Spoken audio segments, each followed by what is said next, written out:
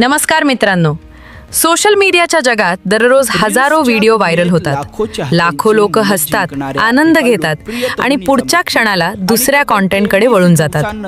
पण कधी कधी या चमकदार स्क्रीनच्या मागे अशी एखादी घटना घडते की संपूर्ण राज्य हादरून जातं. आज आपण अशाच एका प्रकरणाबद्दल बोलणार आहोत. एका तरुण रील क्रिएटरचा मृत्यू, त्यानंतर सुरू झालेला तपास, कुटुंबियांनी केलेले आरोप आणि तब्बल 23 दिवसानंतर घडलेली मोठी कारवाई. ही कथा आहे रोहिणी पाराध्ये यांची. एक अशी तरुणी जी सोशल मीडियावर नेहमी हसतमुख दिसायची, आपल्या व्हिडिओंमधून लोकांचे मनोरंजन करायची आणि हजारो चाहत्यांच्या मनात आपली वेगळी ओळख निर्माण करत होती. पण अचानक आलेल्या एका बातमीने सर्वांनाच धक्का बसला. रोहिणी आता या जगात नव्हती. तिच्या मृत्यूची बातमी समोर आल्यानंतर सोशल मीडियावर शोककळा पसरली. अनेकांना विश्वासच बसत नव्हता, कारण जे लोक तिचे व्हिडिओ नियमित पाहायचे त्यांना ती कायम आनंदी, उत्साही आणि सकारात्मक वाटायची.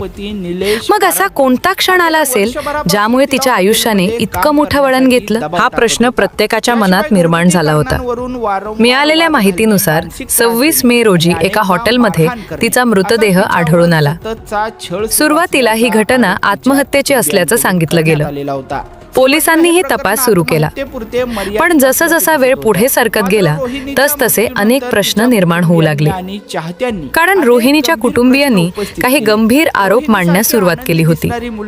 त्यांचं म्हणणं होतं की रोहिणी गेल्या काही काळापासून मानसिक तणावाखाली होती.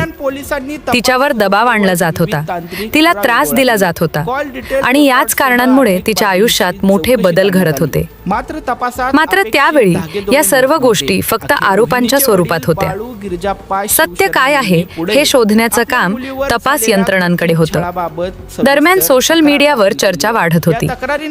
काही लोकांनी न्यायाची मागणी केली, काहींनी सखोल तपासाची मागणी केली, तर काहींनी कोणताही निष्कर्ष न काढता तपास पूर्ण होण्याची वाट पाहण्याचं आवाहन केलं.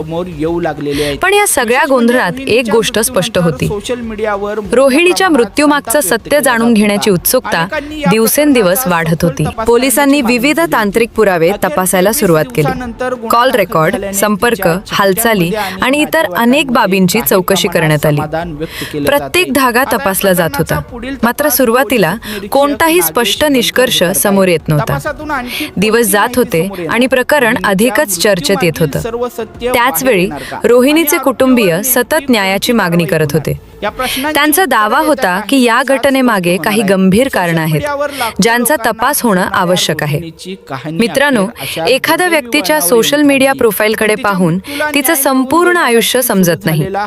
कॅमेऱ्यासमोर दिसणारं हास्य आणि वास्तवातील संघर्ष यांच्यामध्ये अनेकदा खूप मोठं अंतर असतं. रोहिणीच्या प्रकरणामुळे पुन्हा एकदा हा मुद्दा चर्चेत आला, कारण लोकांना प्रश्न पडू लागला की सोशल मीडियावर आनंदी दिसणाऱ्या व्यक्तीच्या आयुष्यात नेमकं काय सुरू होतं. आणि याच प्रश्नांची उत्तरं शोधण्याचा प्रयत्न आता तपास यंत्रणा करत होत्या. मात्र खरी घडामोड अजून बाकी होती, कारण 23 दिवसानंतर या प्रकरणात अशी कारवाई झाली ज्यामुळे संपूर्ण प्रकरण पुन्हा एकदा चर्चेच्या केंद्रस्थानी आलं. नेमकी ती कारवाई काय होती आणि तपासाचा पुढचा टप्पा कोणत्या दिशेने जाणार आहे हे आपण पुढील भागात पाहणार आहोत. मित्रांनो, रोहिणीच्या मृत्यूनंतर सुरुवातीचे काही दिवस संपूर्ण प्रकरण गूढतेच्या धुक्यात झाकलेलं होतं. सोशल मीडियावर दररोज नवनवीन चर्चा सुरू होत्या. काही जण वेगवेगळे अंदाज लावत होते, तर काही लोक अफवा पसरवत होते. पण अशा संवेदनशील प्रकरणात सर्वात महत्त्वाची गोष्ट म्हणजे तथ्य आणि तपास. म्हणूनच पोलिसांनी प्रत्येक गोष्टीची बारकाईनं चौकशी सुरू ठेवली. दरम्यान रोहिणीच्या कुटुंबियांनी पुढे येत काही गंभीर आरोप मांडले. त्यांच्या तक्रारीनुसार रोहिणीला गेल्या काही काळापासून मानसिक त्रास सहन करावा लागत होता. कुटुंबियांनी असा दावा केला की तिच्यावर विविध प्रकारचा दबाव टाकला जात होता आणि याच गोष्टींमुळे ती मोठ्या तणावात होती. अर्थातच हे आरोप तपासाचा भाग बनले आणि पोलिसांनी त्या दिशेनं चौकशी सुरू केली. यानंतर प्रकरणानं वेगळंच वळण घेतलं, कारण रोहिणीचे वडील पुढे आले आणि त्यांनी अधिकृत तक्रार दाखल केली. या तक्रारीत काही अशा गोष्टी नमूद करण्यात आल्या ज्यामुळे तपासाला नवी दिशा मिळाली. पोलिसांनी पुन्हा एकदा सर्व पुरावे तपासायला सुरुवात केली. संबंधित व्यक्तींची चौकशी करण्यात आली. फोन कॉल्स, संपर्क आणि इतर तांत्रिक माहितीचाही अभ्यास करण्यात आला. प्रत्येक तपशील महत्त्वाचा मानला जात होता, कारण अशा प्रकरणांमध्ये एक छोटासा पुरावाही संपूर्ण चित्र बदलू शकतो. दुसरीकडे सोशल मीडियावर रोहिणीचे जुने व्हिडिओ पुन्हा व्हायरल होऊ लागले. तिचे चाहते तिच्या आठवणी शेअर करत होते. अनेकांनी भावनिक पोस्ट लिहिल्या, काहींनी तिच्या सोबतचे फोटो पोस्ट केले. अनेकांना अजूनही विश्वास बसत नव्हता की काही दिवसांपूर्वी हसत खेळत दिसणारी ही तरुणी अचानक कायमची निघून गेली आहे. पण या भावनिक वातावरणातही तपास यंत्रणा आपलं काम करत होत्या. त्यांना भावनांपेक्षा पुराव्यांवर विश्वास ठेवायचा होता आणि कदाचित म्हणूनच या प्रकरणात घाईघाईने कोणताही निष्कर्ष जाहीर करण्यात आला नाही. दिवस पुढे सरकत होते. 1, 2, 3 नव्हे तर तब्बल 23 दिवस उलटले. अनेकांना वाटू लागलं की कदाचित या प्रकरणात काहीच नवीन समोर येणार नाही. पण नेमक्या याच काळात तपासात काही महत्त्वाच्या घडामोडी घडल्या. पोलिसांनी उपलब्ध माहिती, तक्रारी आणि तपासाच्या आधारे पुढील कायदेशीर कारवाई करण्याचा निर्णय घेतला. आणि मग आली ती बातमी ज्याची अनेक जण वाट पाहत होते. रोहिणीच्या मृत्यू प्रकरणी तिच्या पतीविरुद्ध गुन्हा दाखल करण्यात आल्याची माहिती समोर आली. ही बातमी समोर येताच पुन्हा एकदा संपूर्ण परिसरात खळबळ उडाली, कारण आता प्रकरण केवळ आत्महत्येपुरतं मर्यादित राहिलं नव्हतं. आरोप, चौकशी आणि कायदेशीर प्रक्रिया यांचा एक नवा टप्पा सुरू झाला होता. मात्र इथे एक गोष्ट लक्षात घेणं महत्त्वाचं आहे. गुन्हा दाखल होणं म्हणजे आरोप सिद्ध झाले असं नसतं. त्यासाठी पुढील तपास, पुरावे आणि न्यायालयीन प्रक्रिया आवश्यक असते. त्यामुळे या प्रकरणात अंतिम सत्य काय आहे हे तपास पूर्ण झाल्यानंतरच स्पष्ट होणार आहे. पण तरीही या कारवाईमुळे रोहिणीच्या कुटुंबियांना आणि तिच्या अनेक चाहत्यांना काही प्रमाणात दिलासा मिळाल्याचं दिसून आलं, कारण त्यांना वाटत होतं की त्यांच्या प्रश्नांकडे आता गांभीर्यानं पाहिलं जात आहे. मित्रांनो, सोशल मीडिया स्टार्सचं आयुष्य बाहेरून खूप सुंदर दिसत असलं तरी त्यांच्या वैयक्तिक आयुष्यात काय सुरू असतं हे अनेकदा कोणालाच माहिती नसतं. प्रसिद्धी, अपेक्षा, कौटुंबिक जबाबदाऱ्या, मानसिक तणाव आणि समाजाचा दबाव या सर्व गोष्टींचा परिणाम एखाद्या व्यक्तीवर किती खोलवर होऊ शकतो याची जाणीव अशा घटना करून देतात. रोहिणीच्या प्रकरणातही अनेक अनुत्तरित प्रश्न अजून शिल्लक आहेत. नेमकं काय घडलं होतं, कोणत्या परिस्थिती निर्माण झाल्या होत्या आणि तपासात आणखी कोणती माहिती समोर येणार आहे, या सर्व प्रश्नांची उत्तरं अजून मिळायची आहेत. मात्र एक गोष्ट निश्चित आहे, या प्रकरणाचा पुढचा टप्पा अत्यंत महत्त्वाचा ठरणार आहे, कारण आता प्रत्येकाचं लक्ष तपासाच्या पुढील निष्कर्षांकडे लागलेलं आहे आणि पुढे जे समोर येईल ते कदाचित या संपूर्ण कथेला पूर्णपणे बदलून टाकू शकतं. नेमकं पुढे काय घडत आहे, तपास कुठपर्यंत पोहोचला आहे आणि या प्रकरणाकडे संपूर्ण जिल्ह्याचं लक्ष का लागलं आहे हे आपण अंतिम भागात पाहणार आहोत. मित्रांनो, आता या प्रकरणाचा सर्वात महत्त्वाचा टप्पा सुरू झाला आहे, कारण जेव्हा एखाद्या घटनेभोवती अनेक प्रश्न निर्माण होतात तेव्हा लोकांच्या भावना, सोशल मीडियावरील चर्चा आणि अफवा यापेक्षा अधिक महत्त्वाचा असतो तो अधिकृत तपास.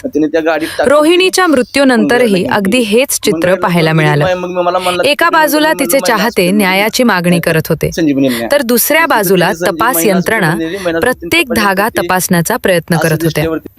आजही अनेक प्रश्नांची उत्तरं मिळालेली नाहीत.